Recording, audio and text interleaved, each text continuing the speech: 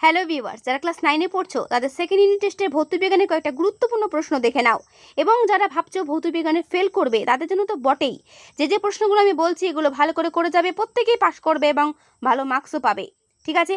আর যদি মনে করো ফুল মার্কস পেতে হবে তাহলে অবশ্যই আমার চ্যানেলে এসে ক্লাস 9-এর ভৌতবিজ্ঞান সাজেশন সেকেন্ড ইউনিট টেস্ট 2024 দেখে নেবে। তো দেখো কি কি প্রশ্ন আছে, আমি আর পড়ছি না, ভিডিওটা পজ করে দেখে নেবে। ভৌতবিজ্ঞান প্রায় স্টুডেন্টেরই কঠিন লাগে, কারণ কি জানো, তোমরা পড়তেই চাও না বইটা।